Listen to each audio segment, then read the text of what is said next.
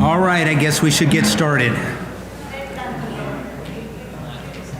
I hate to interrupt everybody's socialization.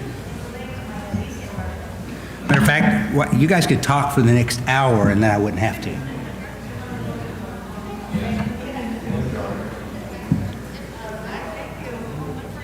So I'm thinking about how did we plan this lesson going right into the holidays? I have no clue, right?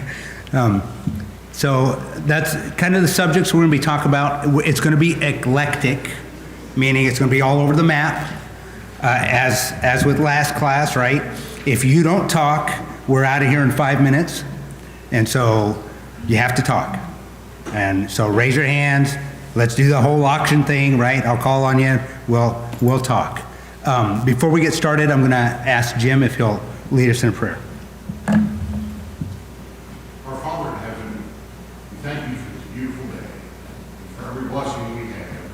We know that all the wonderful blessings we have come from you. We thank you especially for Jesus, who suffered such a horrible death for our sins, purchased our souls with him.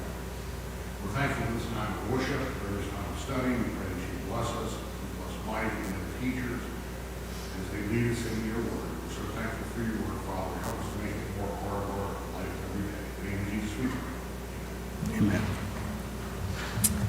Well, I hope everybody has plans for Thanksgiving, and I will put this publicly out. If you haven't thought of what you're doing or where you're going, our door is open.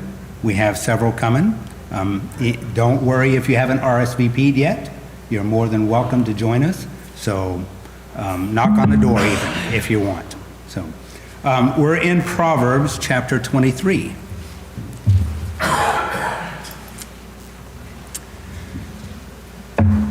When you sit down to eat with a ruler, consider carefully what is before you and put a knife to your throat. If you are a man given to appetite, do not desire his delicacies, for they are deceptive food.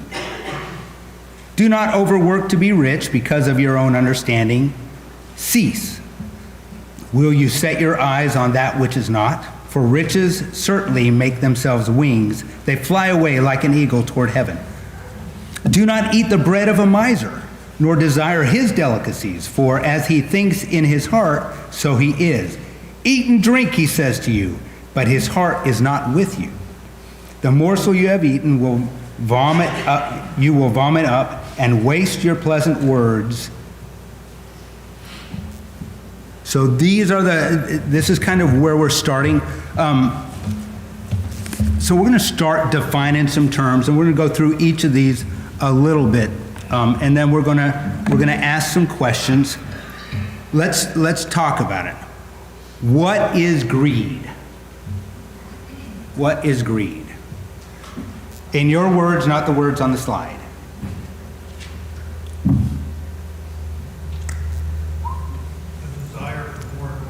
The desire for more and more. Okay? Yes, ma'am. Okay. Okay. Anyone else? Okay. So here the definition. We have extreme greed for wealth or material gain. Right? What we want something more than what we actually need. We want it in a sense that supersedes God, right? Something that takes the place of what we should be seeking after. A couple of scriptures there.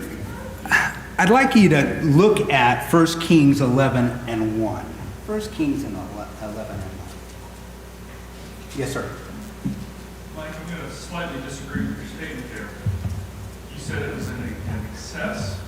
And I don't know that that's always the case. Mm-hmm. Sometimes if we're in such a situation where we just want the basic necessities, greed and want of those necessities could drive us to do something that is illegal, wrong, but we want that so bad. We want that, even the hierarchy of requirements, we want it that bad that we're going to do anything we can to get. Right. So an extreme desire for something, right? That supersedes what we should be doing, right? Thank you. 1 Kings 11 and 1. Let's read down through the end of verse 4, if someone would read that for me.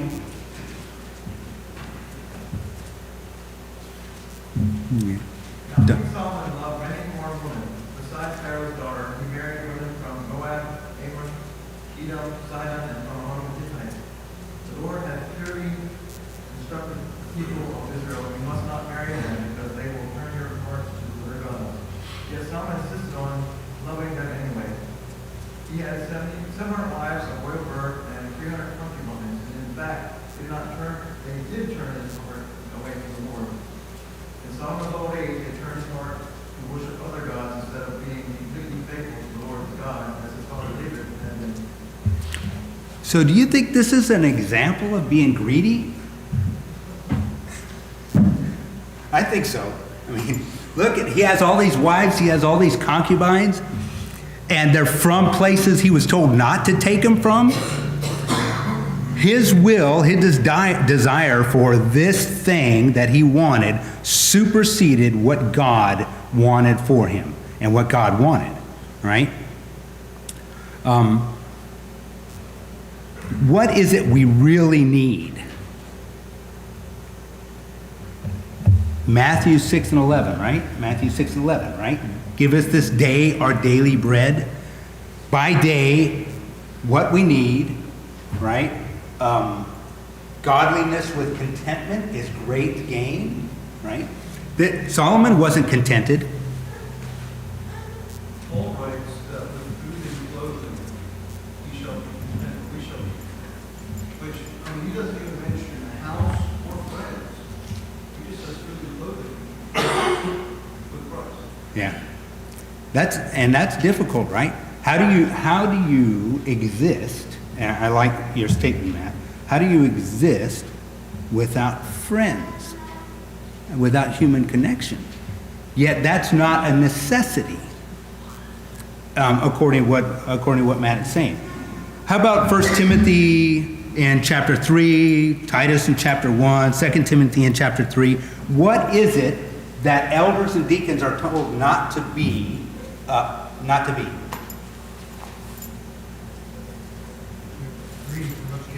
Greedy for much gain, lovers of money, right? In Luke 11:39, then the Lord said to him, now you Pharisees make the outside of the cup dish clean, but your inward part is full of greed and wickedness. They wanted what? Prestige. They wanted more. Something more than what God wanted for them. So, any other comments about greed or avarice? Every time I hear that word, I think of the Grinch. Oh, the avarice, right? I think greed can be really deceptive, because when you look at the Pharisees, they disguised their greed as a pursuit of glorifying God. So when Jesus said that it was hard for the rich to enter into the heaven, the disciples were shocked, because they thought, well, an abundance was a sign of ignorance, which reflects on what the Pharisees taught. If you were really wealthy, you were old. So they had really taken a really ugly sin and done a good job of making it up to look like it's something more than what it is. We can do the same thing, where, oh, I need this much stuff so I can do these things, which it is helpful to have more wealth, but we often use these arbitrary goals as justification for our worldly pursuits. Okay. So then what is greed, right? So give me some qualities or indicators, right? If you came across a greedy person, what would that look like? How would you think about approaching someone you knew was greedy? How do we as Christians engage in something like that? They don't put others first.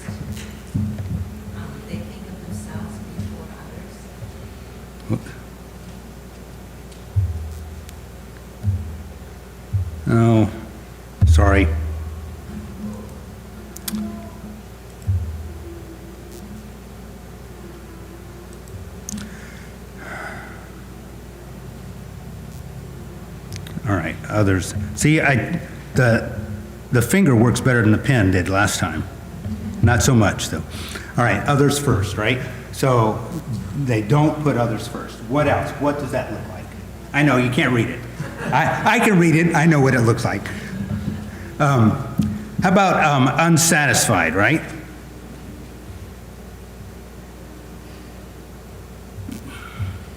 What do we think about unsatisfied?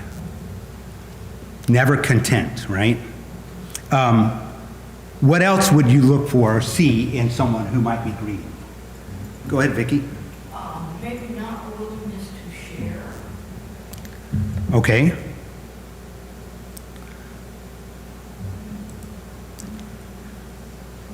Unsharing. I write this. I know what I know what it says, right? And so when I go to save it, I can go back and have this lesson for someplace else. Go ahead. Sometimes greedy people, I've noticed, is sometimes they actually will be generous with things that they have in excess. But there's either going to be stipulations, or they're going to make sure that everybody knows about their generosity. And so maybe money isn't necessarily the thing they're greedy for, but they're greedy for prestige, they're greedy for position. Sure. That kind of thing. It doesn't have to be necessarily a tangible financial thing. That's extremely common, but it doesn't have to be that. Yeah, yeah. So if I'm greedy for recognition, right? I'm greedy for people to say, well, how generous I am, right? Yes, ma'am. I was just thinking that if you're a greedy person, when you're like deciding what job to take and where to move, you might base your decision on how much money you can make instead of are you going to be close to brethren in a place that's good for you spiritually. Yeah, making wise decisions, right? Absolutely. Yes, sir. Thank you, Reverend. I think future uncertainty also makes us to be greedy. At some point, parents want to amass wealth, for the children or for the grandchildren, great grandchildren, to which, at some point, they build a house or buy a house. But when that particular child grows up, you're not even be interested in that particular facility. Yeah. To which the parent maybe that legally or legally acquire that particular property just for the purpose of future success. So reasons for being greedy, right? Ambition for creating wealth for future generation, colored as something that is good when it's actually not good, because now you put that future ahead of what you should be doing. Godly traits. Dan? This kind of goes along with unsatisfied. I think a lot of greed can manifest itself in a competitiveness. I've got last year's model. Someone comes over with this year's model. I'm not satisfied now because you've got a better thing than me, so I need to compete with you and get this year's model. Sure. Ma'am, you first. Well, this kind of goes along with conditional, but it's a little different. I found that people who are greedy, their relationships are transactional, and so you're not normally going to put into Yeah. what they can get out of it, and they're going to keep score. And there's not like a spirit of giving for giving's sake. Yeah, so we talk about unconditional love in a lot of aspects, right? Or love for the brethren, or love for each other. If we're looking to get something out of that relationship, instead of just doing it from the standpoint that I just care about you, I love you, and I need to do what's best for you, then that could be a greedy action. Yes, ma'am. I think greed's interesting because it's one of those things that's really easy to identify in other people. It's really hard to see it in ourselves. And in today's day and age, I think social media, TikTok videos and things like that, for women, one of the things that we can be greedy for is that perfect family. because we keep on seeing these examples of these perfect families, like they have a perfect house, it's organized, their kids get their good grades, their kids are always dressed nice, they never have peanut butter across their face, you know, and all of these things. And you can start prioritizing that Norman Rockwell look Yeah. more than actually having well-behaved, godly children and a godly household. Creating a facade, right? Yeah. Yeah. What about manipulation? Right? Greedy people can be manipulative. I want something, and I'm going to figure the angle to get there. Right? How about, well, lack of empathy? It's not you that I'm doing this for.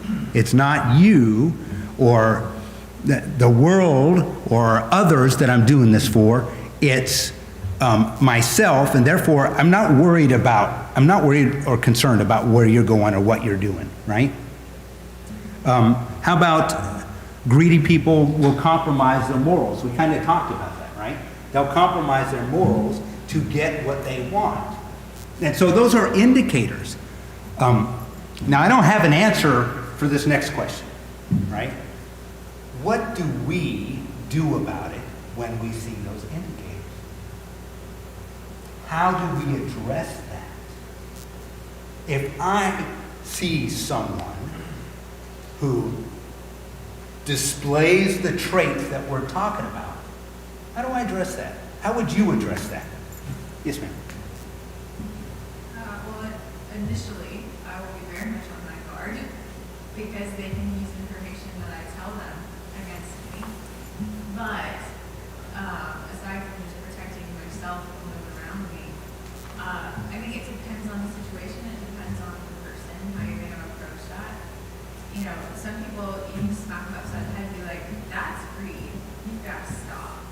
You know, and other people you can be like, have you thought about maybe not, you know, or like maybe doing it this way or something like that, and kind of working them slowly. Yeah. And being very patient and very loving with them. Yeah. But understanding that they are still your brother or sister in Christ, and, you know, they're still loved by God, and you're not perfect either. We're both working on trying to become better Christians. So this characteristic and the other two we're going to talk about, we have to walk carefully because they're very hard to discern, right? They are. I may see someone take an action that I believe is greedy when they may have other motivations, right? And so it's very hard.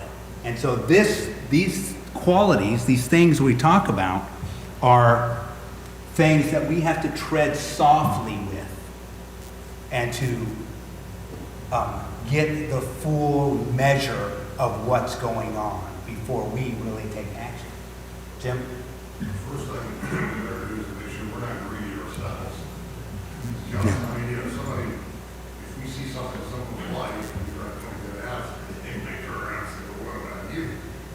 You did this, which might be worse than what they were doing. You know, so here's the thing, you know, you gotta see some manifestation of that. First is one.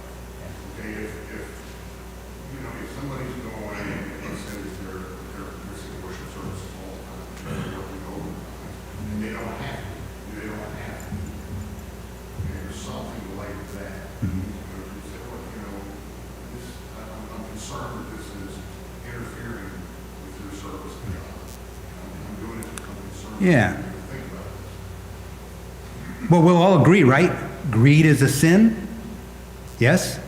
So it's something that we have to address when we see it, except it's hard to examine, right? And if we're not involved in each other's lives close enough, we're never going to see this.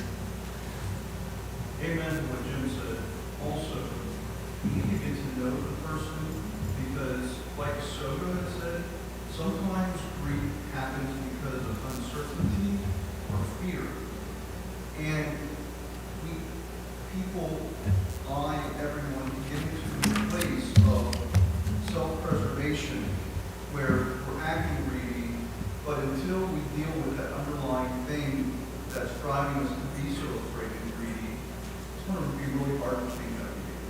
gotta get to know people to identify that. Yeah, yeah, absolutely.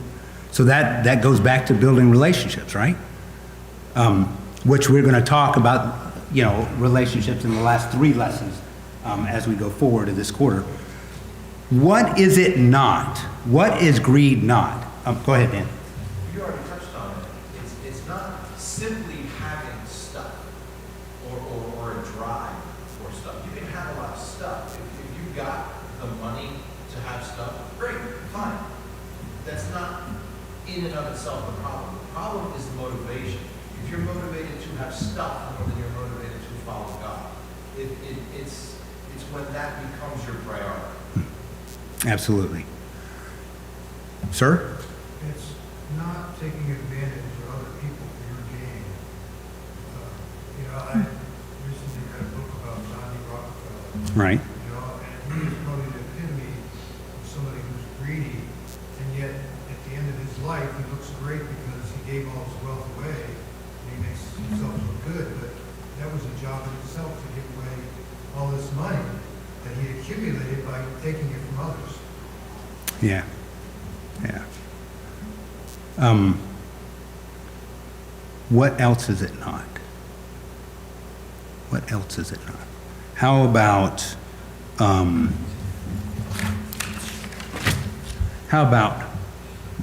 it's not working towards a goal, right? Just because I'm working and striving towards a goal, that doesn't mean I'm greedy. Yes, ma'am. I was gonna say, it's not power. And you talk about prestige, it's not prestige. But, and people who are insecure, might gossip or tear down others. And so when they confront it, they confront the gossip, but, they're not, it's not honesty.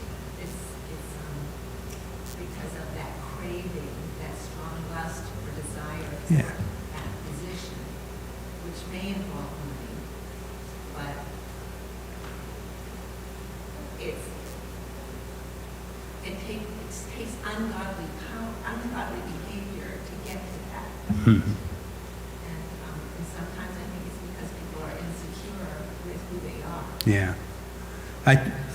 I think about general officers, right? Generals, right, in the military. When you get to a general position, you sacrifice family. You do, because there is so much demand. And so it takes a rare officer not to do that, right? But if you want to talk about that, we can talk about that all day long. I won't, though. It's not having things either, right? You can have things, right? As long as you're not lusting or covetousness for those things. 2 things. It's not using your resources wisely. That's not being greedy and wise. And it's also not having this desire in of itself. It's not greedy. It's okay to desire good things in a healthy way. Now, figuring out what's good and not. But in of itself, it's not wrong to desire. That's not greedy. Yeah. So someone pick up for me Colossians 3:5, and someone else Hebrews 13:5. What is the synonym for greed? When you get there, just speak out.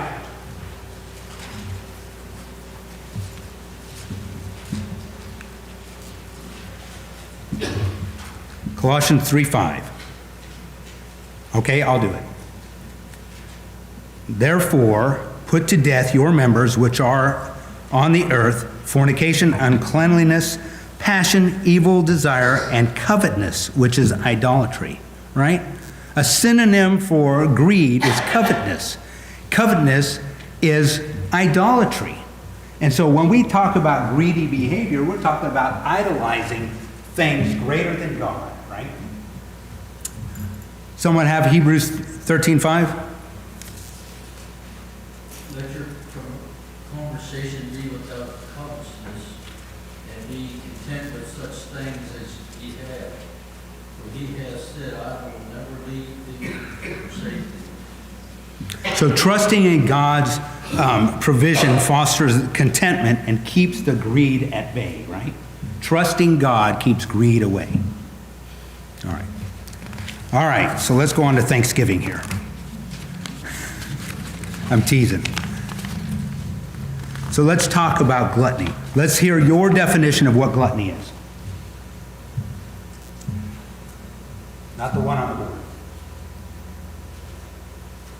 Yes, sir. I think gluttony is usually, whether it is food or drink, I would say it's much further than that, to get kind of both questions simultaneously. It's using anything other than God to cope in an unhealthy way. I know guys that are gym rats, they spend all day in the gym. They don't look like a glutton, they're in peak shape. But that's how they deal with life. Or guys that are gamers and video games is the thing that they're gluttons for.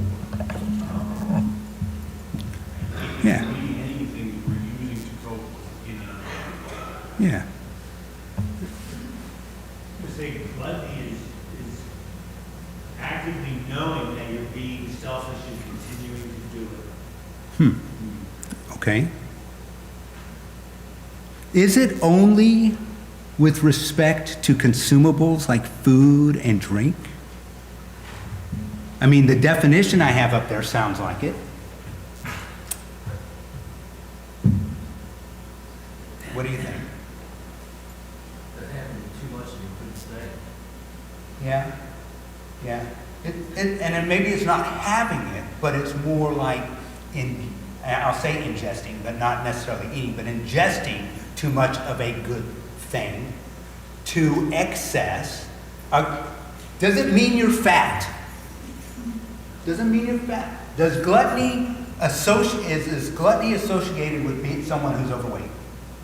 I'll tell you about a friend. One of my best friends. His name's David Hurst. He's a preacher in Kentucky. Very large man. One of my favorite. I mean, he's just a great friend, right? I've known him since I became a Christian. That man eats like a bird. I have been to dinner with him, and breakfast with him, and lunch with him, and his plate looks like my mom's plate when she sits down to the table. Hardly anything on it. It's not. It has nothing to do with that. It can, but it's not, right? It can. And then I'll tell you about a friend who's a restaurant owner.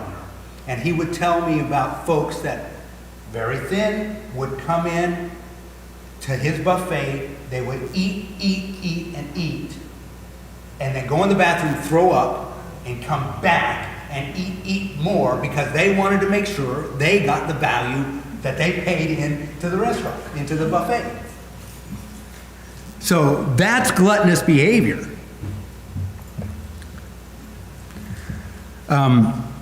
Proverbs 23:20, do not mix with winebibbers or with gluttonous eaters of meat, for the drunkard and the glutton will come to poverty, and drowsiness will clothe a man with rags. Gluttony is associated with excessive indulgence and leads to ruin, right? So, let's get some synonyms. Let's get some things up here. Give me an example. And let's talk about, let's meld these two things. Let's talk about how do you recognize gluttony in someone else? And what do you do about it? First of all, let me get a show of hands. How many people here have seen a lesson specifically on gluttony? Yeah. Yeah. It is a hard thing to pin down. It is, just like the other one. So, let's hear some synonyms for gluttony. What is it? Give me an example. Yes, sir. Overconsumption, Okay, overconsumption. whether it's food or media or whatever. Sure, that's a great point, right? Whether it's food or media or whatever, right? how much do we stay on our phones and get our fix from our favorite news agency? All right? Go ahead, Don. Thinking about Proverbs 6:6. It talks about the slaughter. You talk about gluttony in that respect. Yeah. In a different way. Yeah. It says, you slaughter, go to the ant, and learn from the ant. So there's a balance here. Yeah. Stop being lazy, go to the ant, see how it is. So gluttony, like you said, comes in different ways. But there's a balance to it. Yeah. So, sluggard, slothful. You know what happens when you overeat? You want to take a nap. But this is not about feasting, right? Thanksgiving's coming up. It's not about having a feast. It's about, like my friend in the restaurant owner, it's about consuming to excess over and above anything else. What are some qualities that might be considered for gluttony besides overeating, gluttonous, right? What are, let me see if I have something here. What are some, I guess, can it be a mental issue? Vicki first, go ahead. I was just thinking about like alcohol. Okay. A person can say, there's like an attitude of, oh, I'm gonna get trashed. It's not like, oh, I'm gonna enjoy it, I'm just gonna get trashed. It's drink until you puke, you drink until you pass out, it could be like that. Or you could say, I mean, a person can sit there and deceive themselves, and I've done it personally, where you say, oh, I'm gonna cut down, but it always comes to the back of why are you doing it? And I remember one time, somebody was naming the list of sins. And certain sins jumped out at me, fits of rage and things like that. And I know that when I quit drinking, there were fits of rage. Because drinking makes you mad, it makes you angry. And so I'm sitting here and I'm thinking, addiction seems like a big word. Sure. I'm in my own life, and that's why I feel convicted about these things. But at the same time, I'm like, well, at least we're talking about it. Yeah. Because if you don't talk about it and let it out in the air, if you struggle like that, it can go round and round in your head, and you can sit there and feel really horrible, and it just makes you feel bad, so you're like hopeless. Yeah. Good thing we're talking about it. Yeah. That way it's out in the air, and, Yeah, just sit thanks. there and look at the thing, Yeah, thank you, Vicki. I think gluttony is when a compulsion becomes an obsession. May be compelled to satisfy my hunger. I'm going to go eat. And then I just keep on eating. Yeah. And I think it's like a compulsion turns into an obsession. Yeah. I'm going to read this statement and tell me what you think of it. Gluttony. If they consistently eat excessively, often beyond the point of reasonable satiety, exhibiting behaviors like eating very quickly, not paying attention to hunger cues, overindulging in rich and high-caloric foods, prioritizing eating over other activities, right? Even when it negatively impacts their health and social life. Yeah, I think often you ask the question, can that be like a psychological issue? That definitely can be. Also, often it's a sign of a deeper problem or a deeper issue. And so sometimes we focus on the glutton. It's kind of like if you see somebody that's a drunkard. Well, it's really easy to see a drunkard. They're passed out under the table. They're staggering around. They wreck their car, whatever it is. Why is that person doing that? If it's brother and sister in Christ, that means, hey, I need to spend time with this person. Maybe focusing on gluttony, but there might be some other stuff we need to focus on. Yeah, is it a symptom? Is it a symptom of some other underlying issue, Matt? Like you said, I also feel convicted talking about this. But in 2 Timothy 3:4, Paul talks about people becoming a lover of pleasure rather than a lover of God. Yeah. And that's one of the big reasons for consumption of energy. Yeah.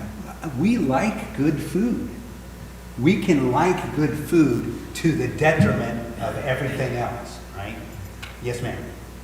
Yeah, I'm really glad that you brought up the mental Yeah. and psychological time, because I think that's really often Yeah. is the core issue. And to my knowledge, nobody in this room is a trained therapist or a trained Right. counselor. Right. And so when you talk about what to do when you see this, I think you have to really tread carefully, because you don't know if you come in like a wrecking ball and their definition of a wrecking Yeah. ball may not be your definition. You can cause a whole domino effect that's going to make it worse. But if you come in and say, look, I'm not a therapist, so I'm just asking, could I help you find a therapist? They may want to, but be so overwhelmed, they don't know how to, they don't have the energy to. And help just walk alongside them while they pursue trained help to get through this. Absolutely. And I think we'll talk a little bit more about that when we get to relationships. Right? Don? Feeding off the underlying issue, you think about people who went through the Great Depression, and they didn't have hardly anything. A lot of them came out, and they were so frugal, afraid to spend, they didn't Yeah. give up their money, so it was about gluttony with money. Right. And they didn't have a lot of things that they actually needed, out of fear of not having. Yeah, and you can see that in the character of that generation, right? Yes, ma'am. Yes. I think the finest example of that's not a word. I think the most overpowering example I ever saw of that was when we had vacation Bible school, and we fed people before the vacation Bible school. We had a family come in, and there were 4 children, and of course the mother and father. And the children, you could put your hands around their arms. They had not eaten. You could tell when you gave them food. They had not eaten for who knows how long. But their mother and father weighed probably 300 pounds. Yeah. And they let us feed the children. And of course, they ate. Yeah. Those situations are really hard to witness, right? They are. Mike, who was it? I was going to say sometimes it's, like I said, a mental thing. The loneliness. Yeah. Contributes to it because we go to the comfort food and spend a lot of time by ourselves. Yeah. Yeah. What do you do when you're in a house by yourself? Maybe your mobility is hampered, you're lonely, you're depressed. The easiest thing in reach is whatever, right? All right. So we're going to move on. And I have a lot of notes here. I prefer the discussion. If you would like my notes, you can have them. Let's talk a little bit about materialism. We have about 10 minutes left. Give me your definition of materialism.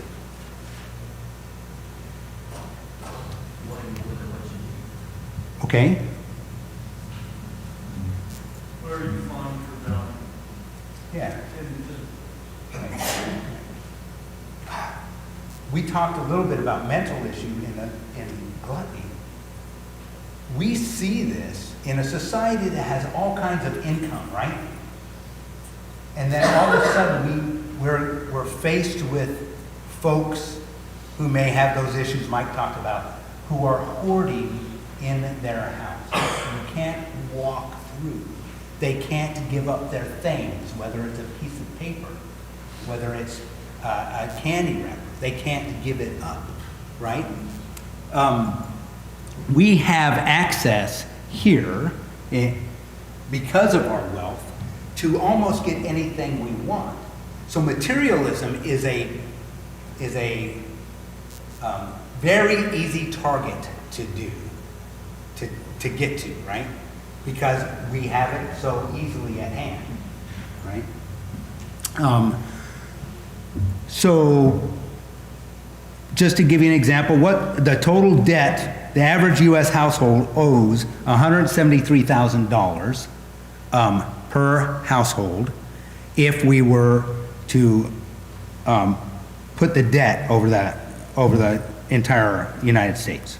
Mortgages, the average U.S. household owes $230,000.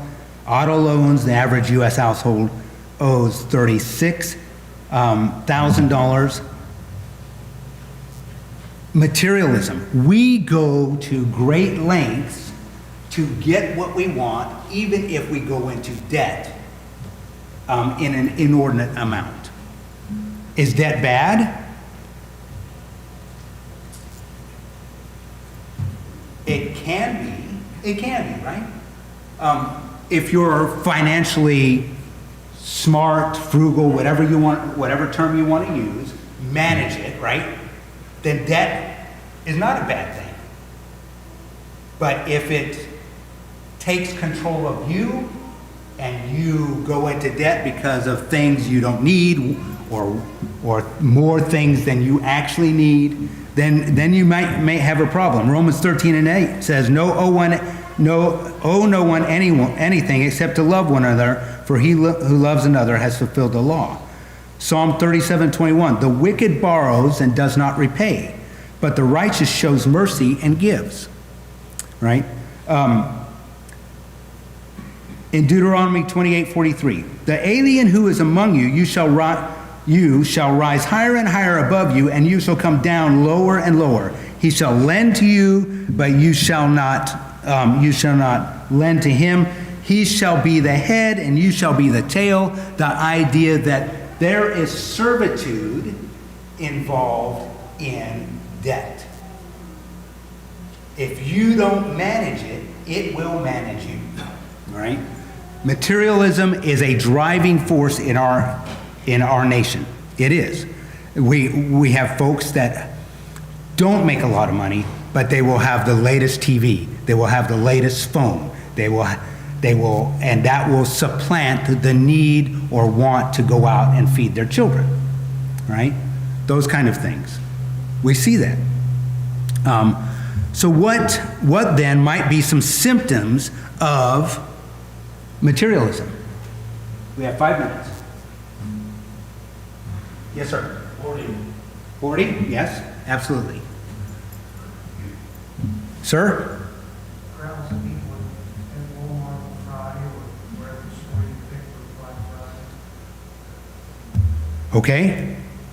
Wow, Black Friday. You know, it's coming. This may be a good lesson for Black Friday, right? Thank you. Thanks, Barry. Get in a fist fight on Black Friday. Yeah, absolutely. I think about Black Friday. If you want something, just go to Amazon on Black Friday or Cyber Monday and just order it. Don't get into the riot that's happening. Yes, ma'am. Did you have something? I have more one on white, but it's not. I'm still thinking, sorry. That's all right. How about placing excess emphasis on acquiring material possessions, right? Right? Defining our self-worth and happiness through things. Frequently discussing luxury items might be something that is an indicator. Prioritizing status symbols over deeper values like relationships and experiences. You mentioned acquiring things. I think that's a part of it too. They don't even care what it is. They don't care. They don't even want it. It's just the fact that now I have this thing. Yeah. I have it. I want more of it. I want more of it. I want it. Yes, ma'am. It's been interesting to watch on TikTok how there's an obsession with Stanley cups with some people, where they have to pick every color, they have to have all the accessories, and they even have had it where when a new color comes out, they have to walk people back in line because people are going to fight over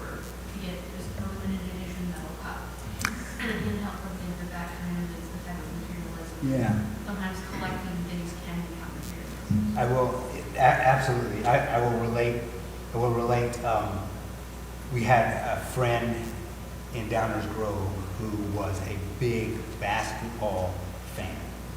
And he had just about every version of Nike tennis shoe that came out. And he had them shelved and cleaned and ready. He must have had 100 pairs of shoes, right?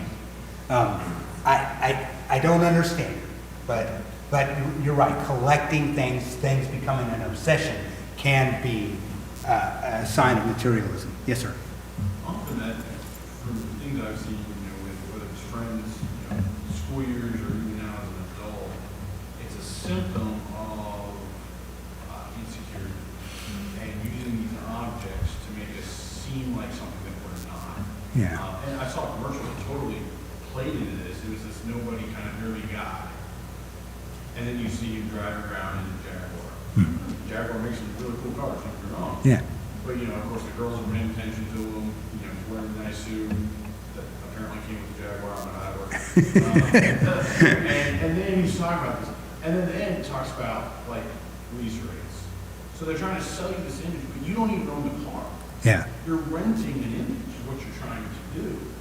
And so often we do that, whether it's, like, I laugh when I'm looking at, like, Bass Pro or Cabela's, all the fancy stuff, and I'm like, man, it'd be really nice to have this. And then I think, yeah, my grandfather shot plenty of deer dressed up as Elmer Fudd. I don't need all this. They're trying to sell this manly image. Yeah. And that's all it is. It's just an image. You're never going to get what they're selling. Yeah. Status symbols, right? I mean, if he's a nerdy guy, he wants attention from women. There's the way to get it. Listen. Yeah, I think, kind of touching on that, and with Hannah, when we were remodeling the house last year, the thing I just kept saying over and over to myself is, this is not an Instagram house. This is not an Instagram house. Because it's so tempting with social media to just have all these images shoved into your brain of, this is what success looks like for a man. This is what success looks like for a female. This is what a good mother does. This is what a good wife does. This is what a good home looks like.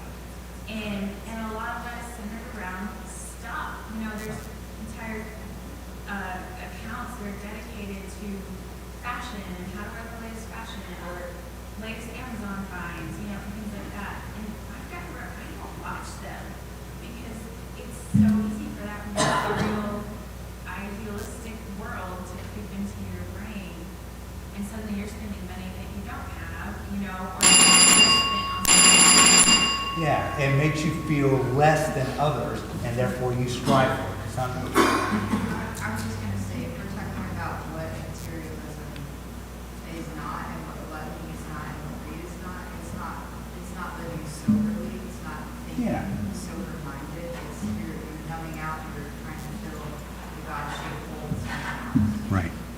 Thank you. I appreciate it. Thank you. Thank you for your comments. Thank you for keeping me from making this class really 5 minutes or so.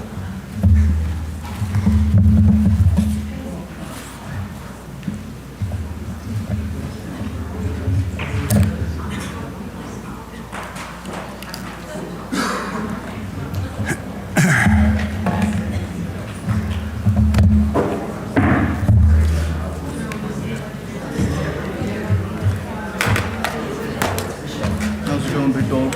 Good. How are you doing? Doing good. It's kind of interesting. You did a lesson on gluttony, greed, and materialism, and I'm talking about fasting. Talk about irony. Yeah, I know it. That's great. Yeah.